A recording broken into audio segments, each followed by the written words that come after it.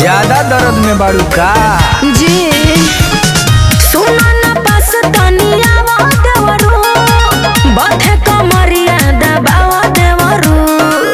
लगता कि रात खानी खेल भइल बा हो जी लगता कि रात खानी खेल भइल बा का कहे देह तेल तेल भइल बा कि देह तेल तेल भइल बा ओए बा जवानी तोहर सेल भइल बा कि देह तेल तेल भइल बा।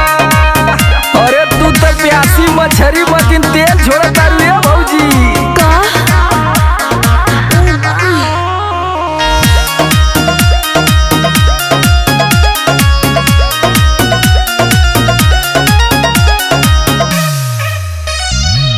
मुँह सुखाइल टूटल कनवा के बाली हो लागता फीका तोहर ओठवा के लाली हो लागता कि हचक के लड़ल बाड़ा लोगन पूरा झट गई कैसे बताई बड़ी लागत शरम हो कुछ दिन काट ले गाल दुनो नरम हो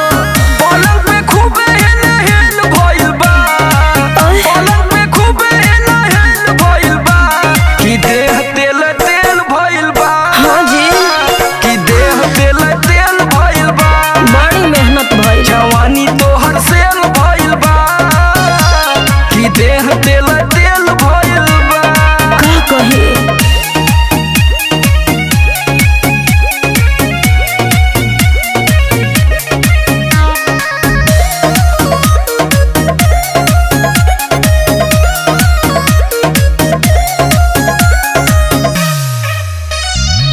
साड़ी के धारी पे लागल बतागी हो अच्छा। काका भइल बतावा ए भाभी हो अरे बतावा कि अंदर अंदर रखबू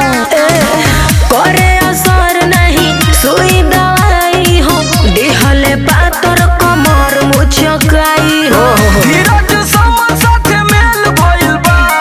हाँ। धीरज समर साथे मेल भइल बा कि देह तेल तेल भइल बा पूरा चप चप भइल कि बा देह तेल तेल भइल बा